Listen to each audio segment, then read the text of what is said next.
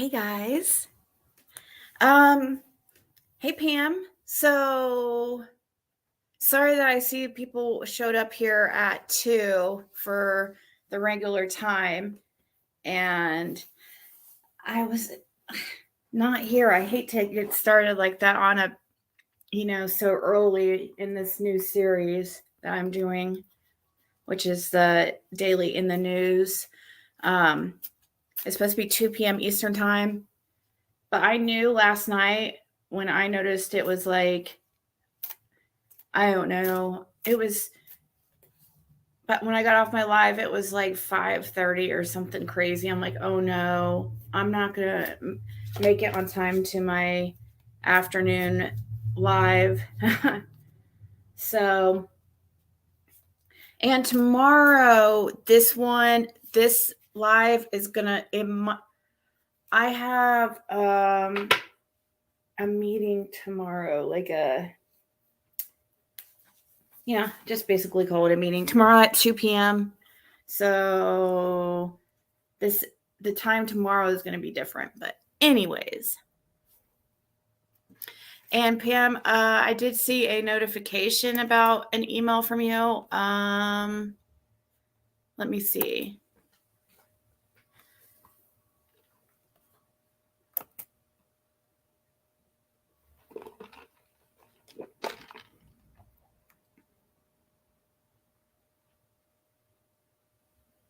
Oh man, I'm reading it now.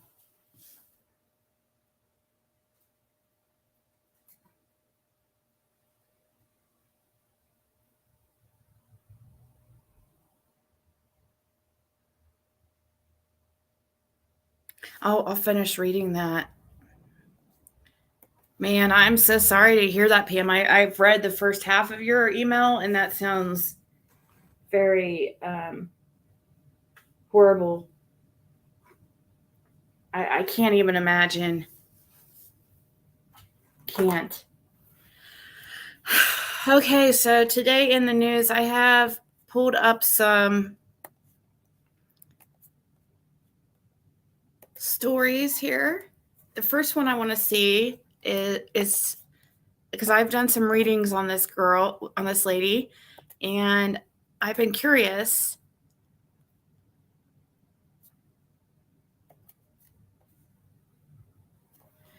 Minnesota man arrested after missing mom, Madeline Kingsbury, is found dead. Well, that's her boyfriend, so wow, he gets arrested, or her ex-boyfriend, but they were still living together or whatever. Pulling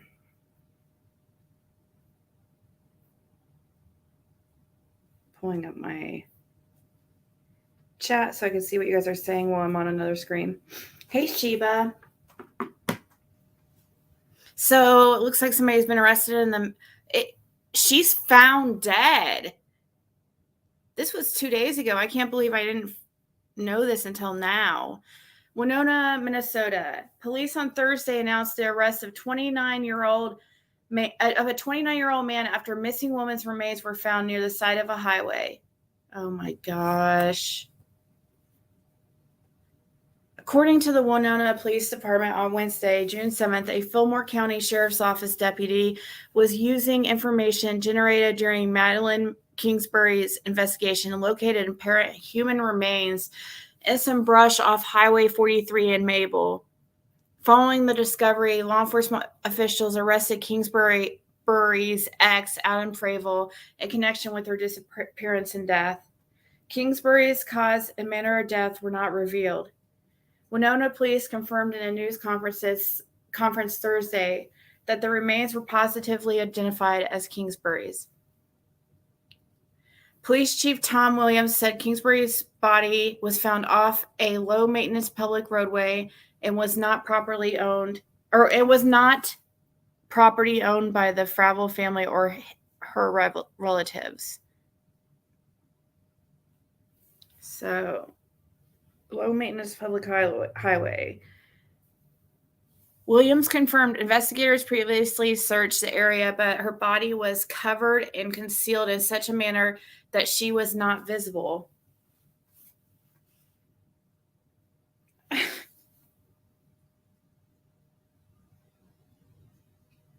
Really? So they've searched the area before. I guess that kind of freaks me out. Doesn't make me too confident about Summer Wells and all these other searches done. Says because of this, confirmed investigators previously searched the area, but her body was covered and concealed in such a manner that she was not visible. So, yeah, I have that story up too, Mama Cat. That's one of my next stories. So,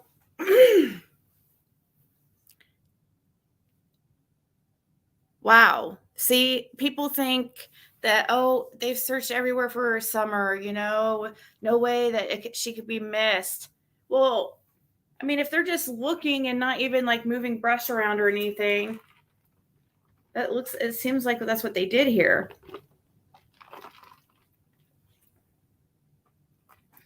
Kingsbury was last seen Friday, March 31st, when she and Fravel dropped their children off at a daycare at approximately 8 a.m.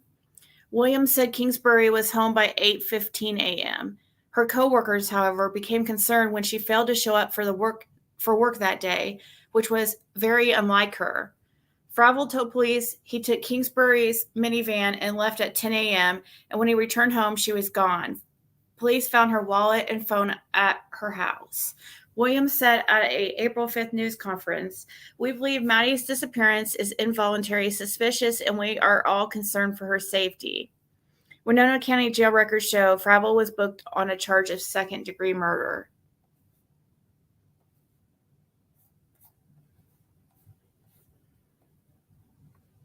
Wow.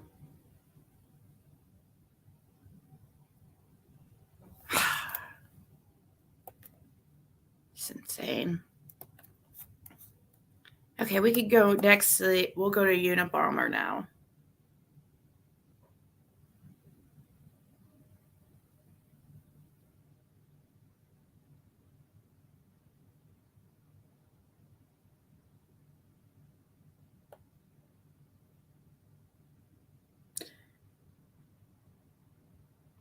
Oh, Caleb, sorry to hear about your mother.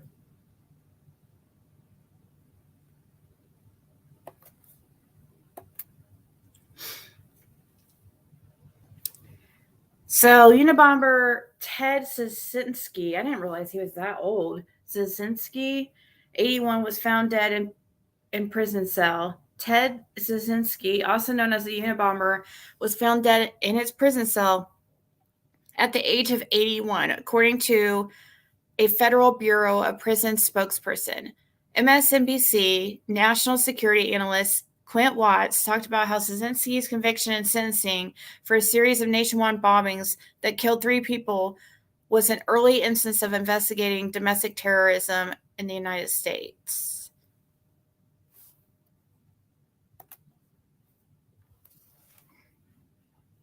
Sound, please. Many years behind bars.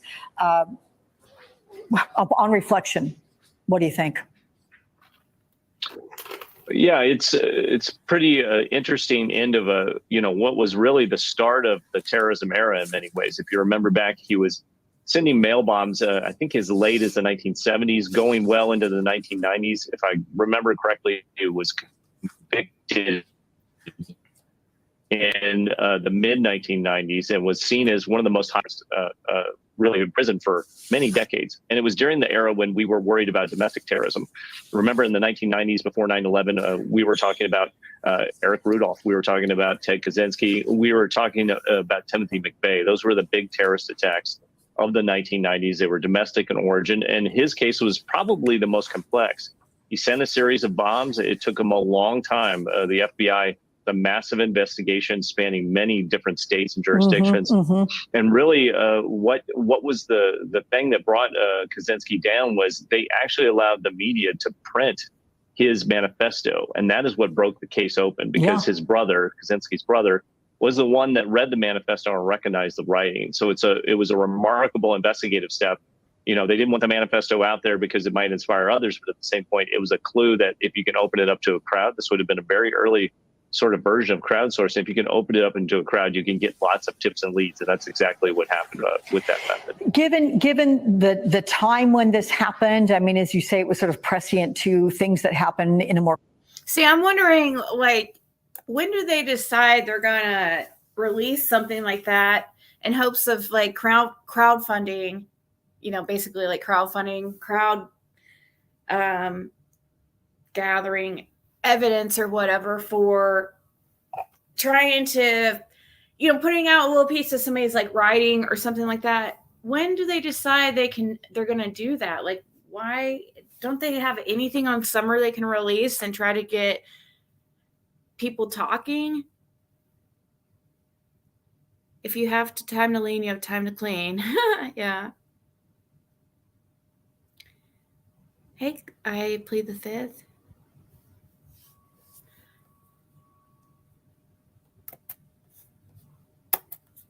More commonplace way, tragically, since he was arrested. What do you think that was like for the FBI, being an insider and working on this, and really the concern, the level of concern within the FBI trying to find this guy, because it was like a needle in a haystack? This was one of the cases I was trained on as a brand new agent at the FBI Academy. It was one of the terrorism cases that they sort of trained on, like, what do you do when you have a lone actor who's highly intelligent, who knows how to cover their tracks, who uses a somewhat random pattern and try and trace that out when they're delivering through the mail? It is the last of really the pre-internet, highly complex terrorism investigations in many ways. There were hundreds, if not thousands, of agents that worked on this case over many years. And it really just points back to like how complex things were in the analog era. You were looking at newspapers, you were looking at linguistics. Okay, so let's move on. I don't know how many of you guys remember when that all went down. I remember I was in high school. So I guess it would be right that he would be 81. I was like, dang, he's in his 80s now. Time goes by fast. Let's see, in the 90s, let's see. That would put him in his late 40s, I guess. So, yeah. Wow. That is crazy.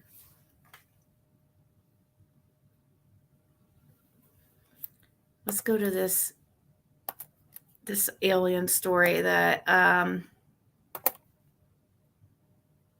Smoky Blue Days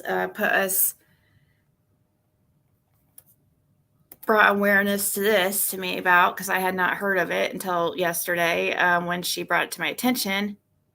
So it says, there is no denying that something happened here, alien expert.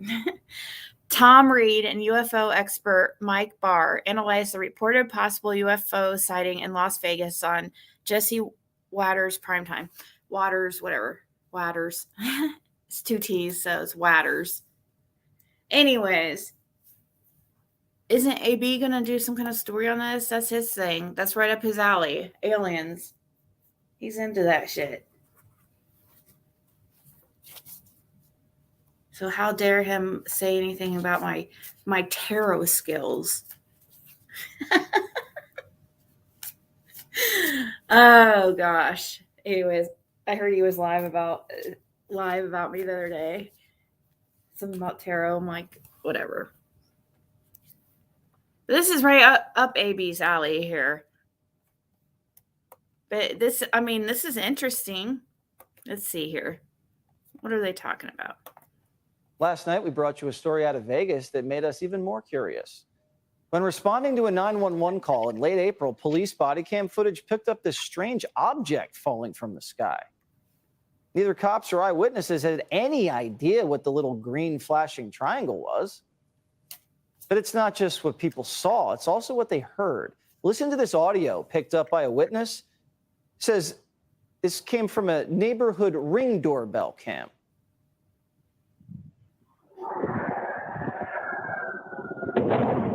Oh my God. What was that? And now listen to this eyewitness explain what happened next. What? I hear something fall from the sky. I turn around. The only thing I see is a big light falling from the sky. And moments after, I feel a big impact and a and a bang, sort of like a big impact. It was sort of like a shock wave, like an out of body experience. So to say, when I tried to look at the object, it was all blurry, not my vision, but only the backyard area. And I hear thousands of footsteps around me. So it wasn't just footsteps he heard. This kid says he witnessed an alien invasion. The only thing I can see in the backyard is a tall creature, probably around 8-10 feet tall, very thin. He was a gray greenish color.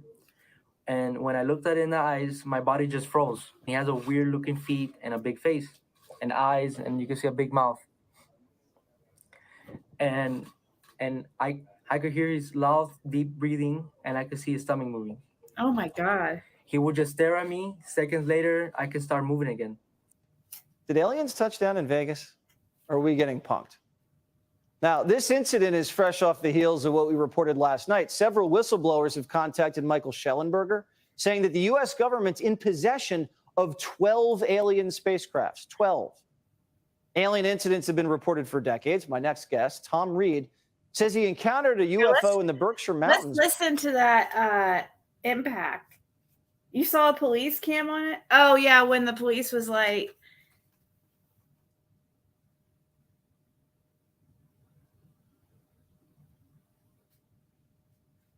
Sorry, I'm reading your comments. Yeah, I probably have seen it. I want to hear that. Let's see, we're at 216. I want to hear that impact again. Neighborhood Ring doorbell cam.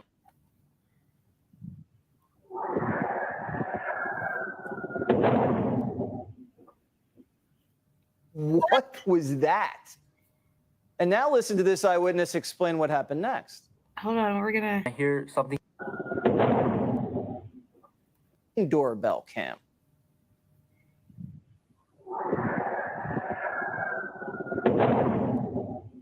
Cam.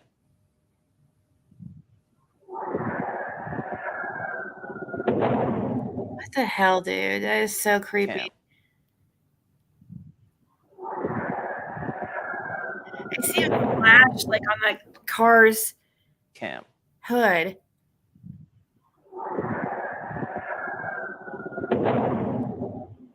Cam.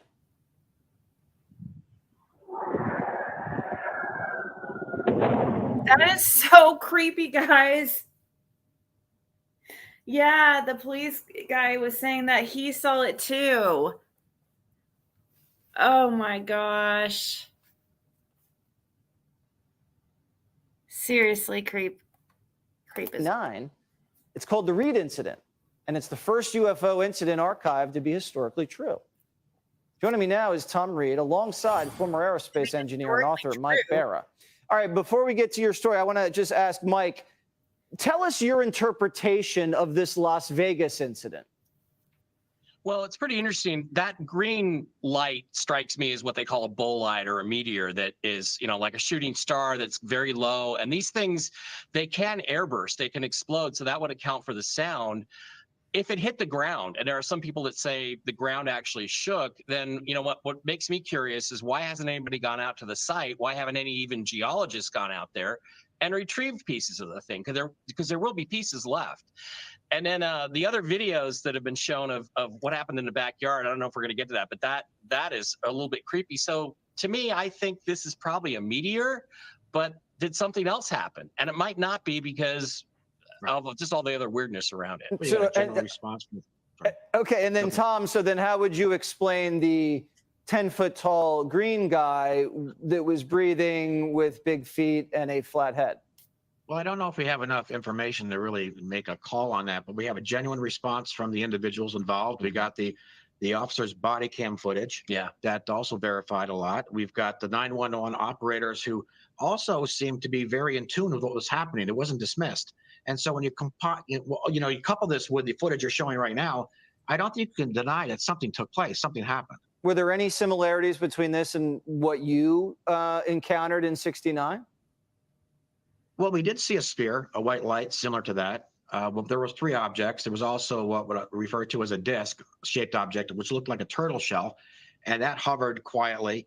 But we didn't encounter beings, if you will, like these people did.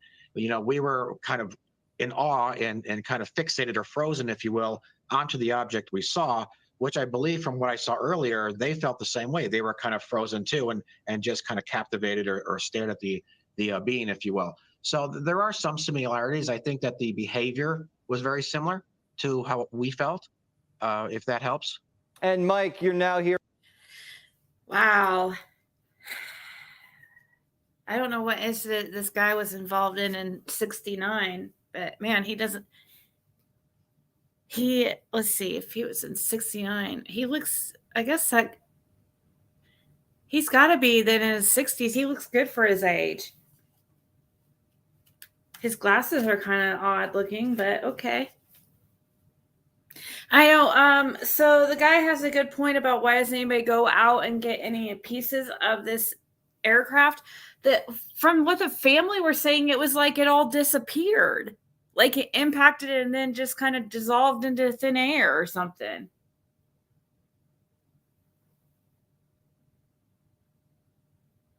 But I don't know. Does somebody take this opportunity? Like, could these people be really into like space and meteors and stuff like that? And could they have known that there was possibly going to be a meteor and came up with this wild story? I don't know. Did they take advantage of this meteor that and then make up this fanatical story about 8 to 10 foot aliens? I don't know, man.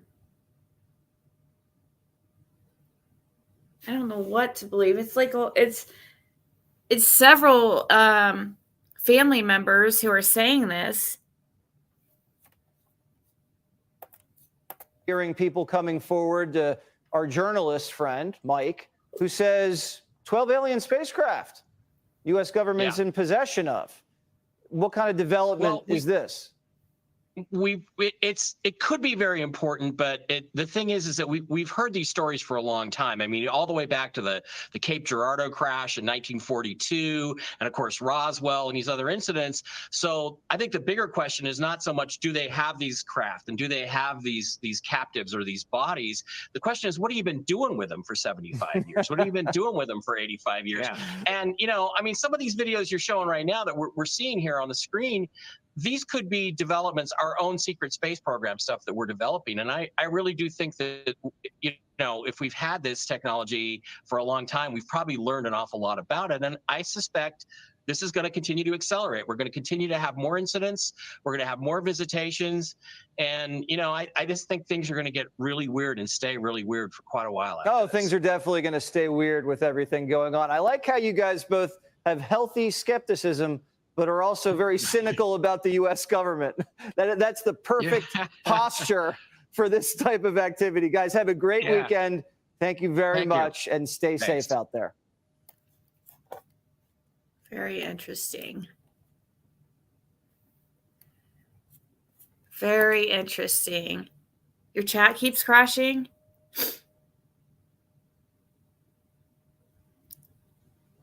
Well, there is videos.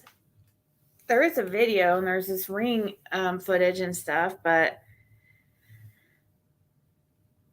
until I see aliens, I don't believe this is anything newsworthy.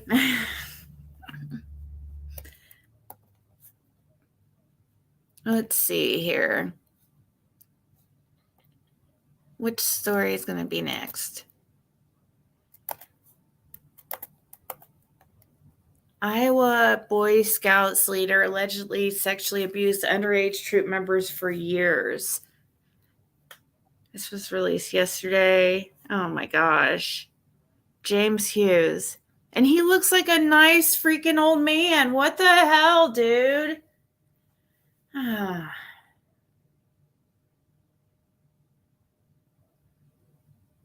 Gosh. Cresco, Iowa. Officials arrested 73-year-old former Boy Scouts leader accused of abusing multiple teenage troop members for more than a decade. The Iowa Department of Public Safety announced Wednesday, June 7th, that Fresno Police Department officers and Iowa Division of Criminal Investigation agents arrested James Hughes on charges of sexual abuse in the third degree and 6 counts of lascivious conduct with a minor. On March 18, 2021, a report was first filed with the Fresno Police Department alleging that Hughes had sexually abused a Boy Scout troop member over the course of several years. Police worked with the Iowa Division of Criminal Investigation, and according to a criminal complaint, there were at least 5 victims. The allegations first began in 2008, and the latest incident reportedly happened in 2018. All victims were between the ages of 13 and 16 years old at the time of the alleged abuse, sexual abuse. Hughes, who worked as a licensed physical therapist and Boy Scouts merit badge counselor, would reportedly force, persuade, or coerce his victims to disrobe or partially disrobe with or without consent and touch them inappropriately. Oh my God. Oh, gross. According to the complaint, Hughes would have his victims undressed so he record their measurements for their physical fitness merit badge, even though the measurements were not needed. Oh my God, dude. Ew. Oh my gosh. Ew.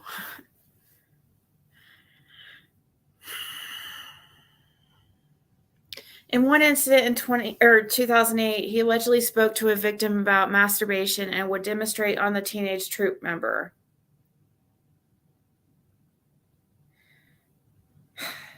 In the latest incident in the summer of 2018, Hughes allegedly sexually abused a victim while providing a physical therapy session on him at Hughes' private home.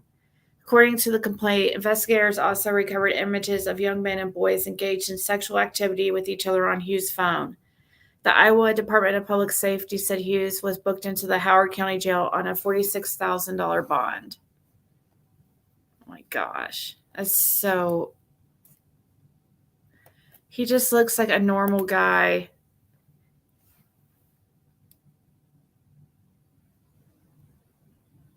Oh, really? The young guy, but that claimed to see aliens.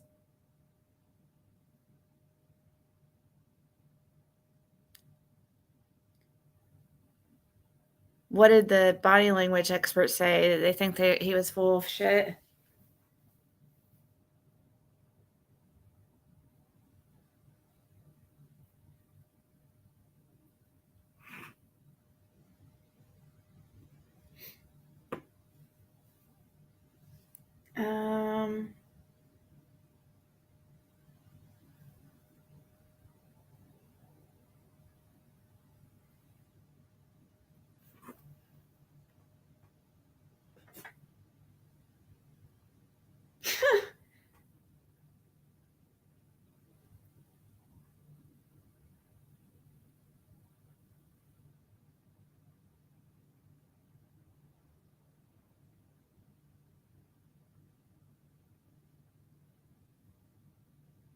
Oh my God.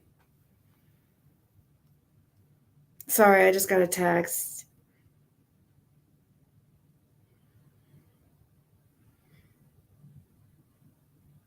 Okay. She doubts him.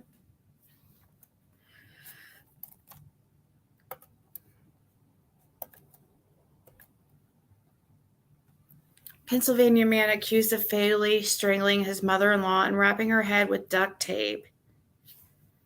This was posted yesterday morning. Dover, Pennsylvania, a 42-year-old man stands accused of beating and strangling his mother-in-law to death and resisting arrest earlier this week. According to a news release from the Northern York County Regional Police Department on Tuesday, June 6, officers responded to the area near 79 South Main Street after a neighbor reported that a female at the address had asked her to call police. At the scene, police spoke with William Emilio Torres Gautier, his wife stood behind him and mouthed, "Help me," a criminal complaint obtained by WGAL TV alleges. So, okay, it says, at the scene, as police spoke with William Emilio Torres Gautier, his wife stood behind him and mouthed, "Help me. Help me." Police said 2 small children were in the back area of the home at the time. Officials reportedly tried speaking with the family, but Gautier pushed a section of wooden fence at officers. And he hit one of them. After a short struggle, police took Gautier into custody. I could totally be butchering his last name, by the way, or his name. Gautier allegedly spat on an officer and broke a camera system and window when being placed in a patrol car. The suspect's wife told police her mother needed help, so officers entered the home and located the 67-year-old woman deceased in a bedroom.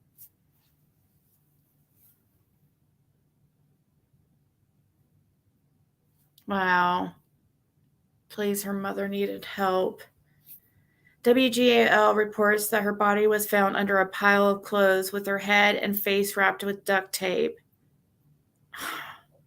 She also reportedly had coat hangers around her neck with her hands tied behind her back. The victim had allegedly been stabbed in the back with scissors as well.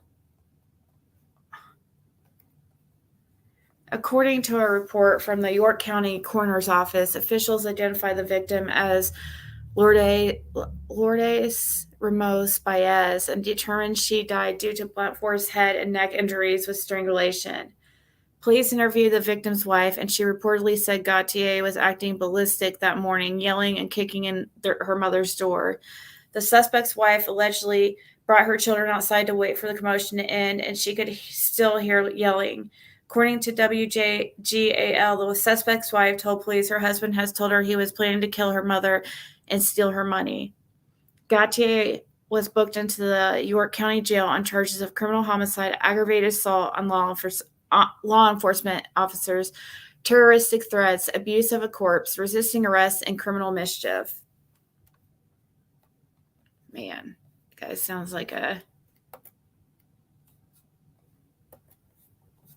amazing guy. No bake cookies. Those like chocolate ones with like oats in them or whatever.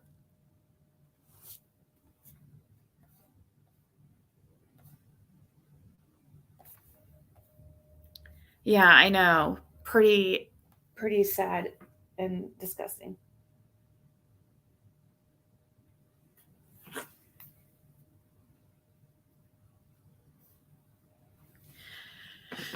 Okay. What else is in the news today? Virginia woman arrested more than 3 years after a 1-year-old child dies. Here's the mother of the year, Brandy Parker. Lynchburg, Virginia, police arrested a 39-year-old woman this week in connection with the sudden death of a 1-year-old child in 2020. On January 23, 2020, at approximately 10:40 a.m., the Lynchburg Police Department responded to the Brookside Apartments to a report of a child found not breathing. According to police, the reporting party, officers, and Lynchburg Fire Department medics attempted life-saving measures, but the child passed away. As a result of the lengthy investigation, police alleged that reckless disregard for human life contributed to the child's death. On Wednesday, June 7th, police arrested Brandy Parker on charges of felony murder and felony child abuse and neglect. She remains held in the Blue Ridge Regional Jail without bond. Police did not specify Parker's relationship to the child.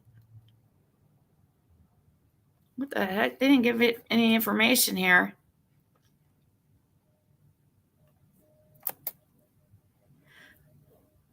Boyfriend allegedly kept her son in a cage and tortured him, made other drink boiling water.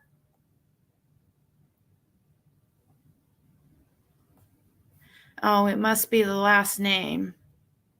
No comment. Just kidding.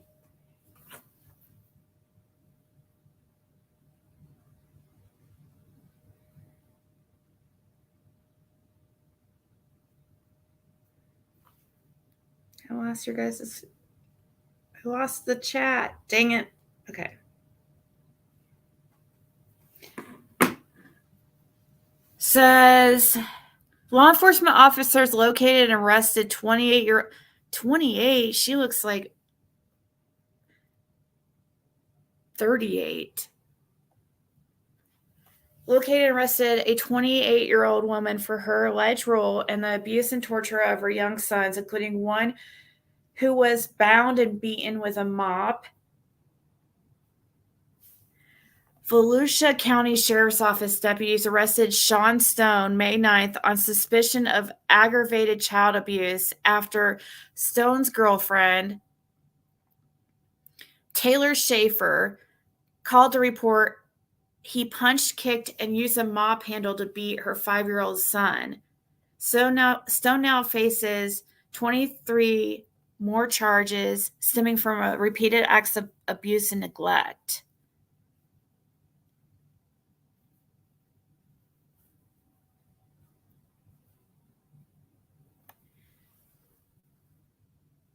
Huh. So this is actually the girlfriend of the mother.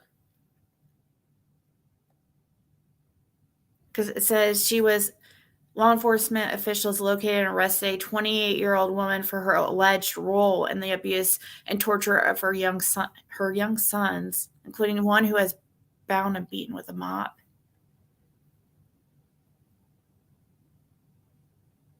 It says Volusia County Sheriff's Office deputies arrested Sean Stone.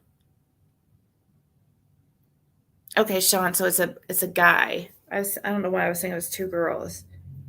Volusia County Sheriff's Office deputies arrested Sean Stone May 9th on suspicion of aggravated child abuse after Stone's girlfriend, Taylor Schaefer, which is this chick right here, called to report he punched, kicked, and used a mop handle to beat her 5-year-old son. Stone now faces 23 more charges stemming from repeated acts of abuse and neglect.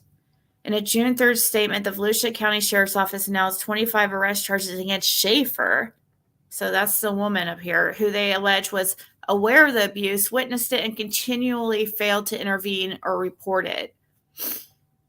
On May 9th, Schaefer phoned the Volusia County Sheriff's Office and said she had a gut feeling that Stone was abusing her son. She reportedly found video evidence of the suspected abuse, which confirmed her beliefs.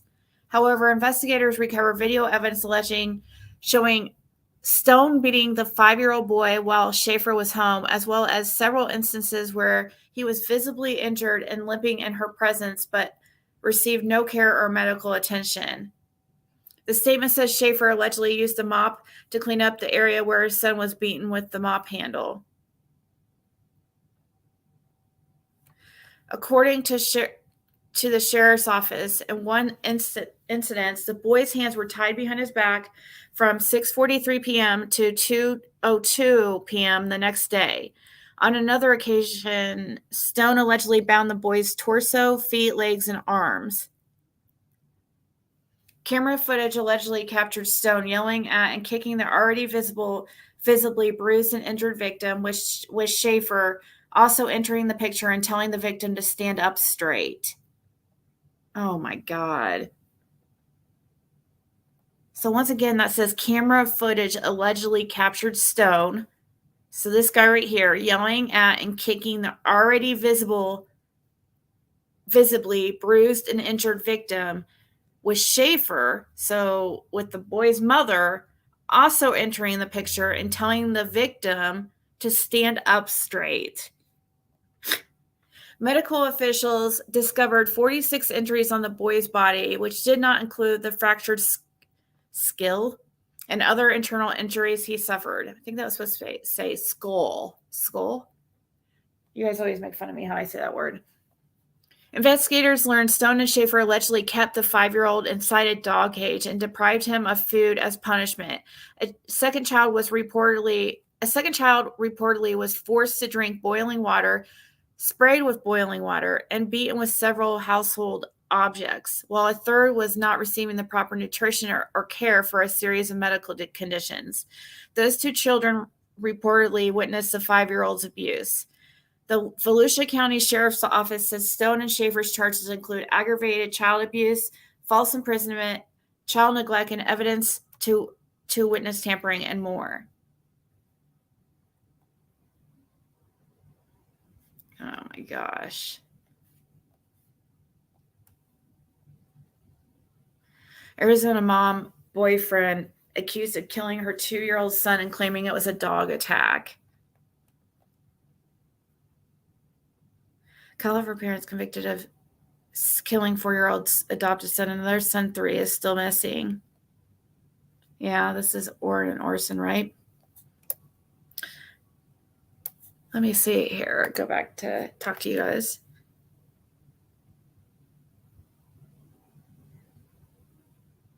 Yeah, it is horrible. That was...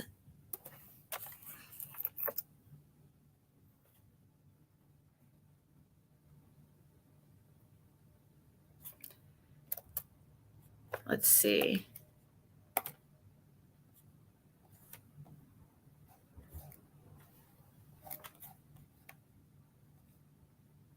Oh my God. Did we read this story? This is last month, but Florida man arrested after grandmother found dead with bag around her head, grandfather beaten. Naples, Florida. Deputies arrested a 34-year-old man this week on suspicion of killing his grandmother and severely beating his grandfather. According to the Collier County Sheriff's Office, on Wednesday, May 17th, Anthony Corrado called a housekeeper to help him clean up a home on 16th Street Northeast. The housekeeper responded to the home and reportedly noticed Corrado was covered in bloodstains. Corrado led the housekeeper to a bedroom where she saw the deceased female victim. The housekeeper left the residence under the pretense she needed to get cleaning supplies from her car. The sheriff's office said, oh my gosh, sorry. The housekeeper left the residence under the pretense that she needed to go get cleaning supplies from her car, the sheriff's office said. Instead, she was able to flag down a sheriff's office deputy. Deputies responded to the home, and according to WBBH TV, the female victim was found with a bag over her head. The sheriff's office said that they found a male victim in another room wrapped in a blanket with severe head injuries. He was transported to a trauma center via helicopter. Inside the kitchen, the sheriff's office recovered a blood-covered hammer on a countertop. There was also reportedly blood along the walls and floors inside the home. Sheriff's Office deputies located Corrado standing outside the residence with blood on his clothing. He was booked into the Collier County Jail for second-degree murder and aggravated battery on a person over the age of 65 and is scheduled to appear in court on June 12th. A neighbor told WBBH that Mary and Tony Chavone lived at the home, and Mary Chavone reportedly filed an order of protection against Corrado in 2008 due to domestic violence. My God.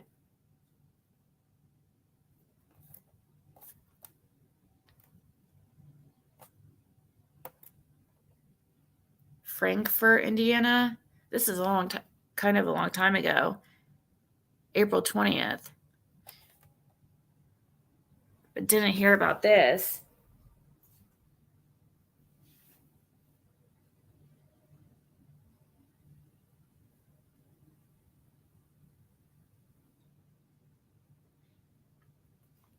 Frankfort, Indiana. Man has avoided the death penalty by pleading guilty to the killings of his 21-year-old ex-girlfriend and her 62-year-old grandmother outside a factory in 2021.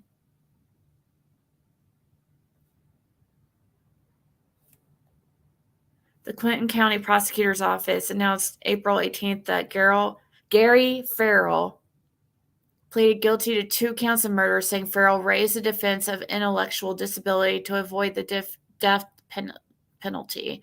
I get tongue-tied after reading for a while. According to the Lafayette Journal and Courier, on afternoon of August 18, 2021, Farrell arrived at the NHK factory on Indiana 28 and parked his vehicle next to Pamela Sled's black Chevy. Farrell reportedly ordered his ex-girlfriend, Promise Mays, so her name is Promise Mays, Sled's granddaughter, to exit Sled's car. When she got out, he tried to force her into his trunk. Prosecutors reportedly obtained security footage from the factory, which showed the attempted abduction and killing. Oh my gosh.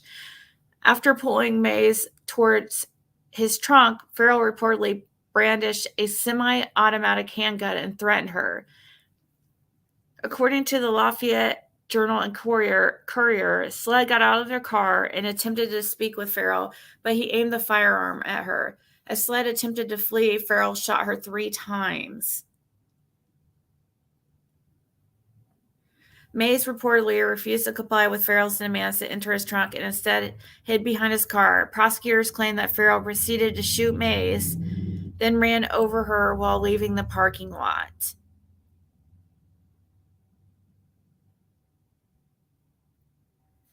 Following the incident, police reportedly caught up with Farrell on the state highway and pursued him through Frankfort. The chase came to a halt when he crashed his car into a construction zone. Court records show that on August 24, 2021, prosecutors filed a request for the death penalty prior to Farrell's plea deal. His sentencing is tentatively scheduled for August 30th. Wow, sirs. Well,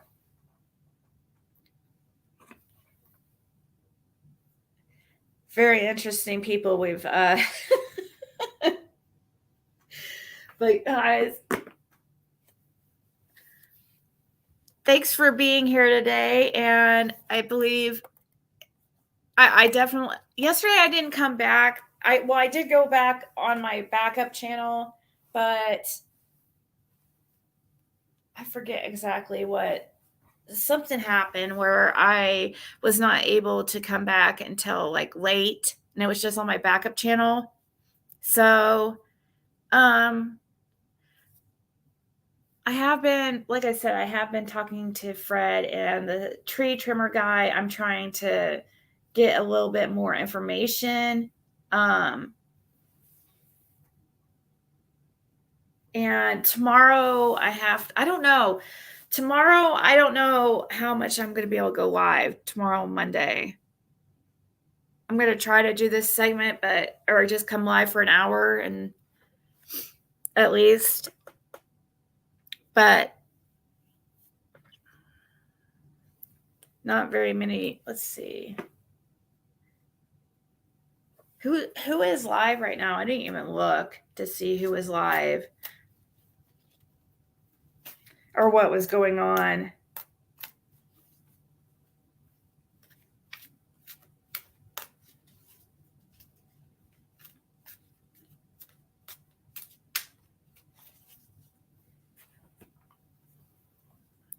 But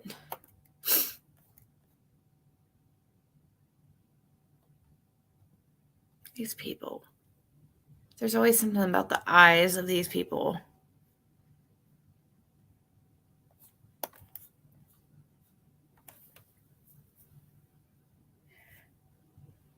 All right, guys, I'm gonna go. I'll go check myself and see what's up on the tube right now. Or here, let me.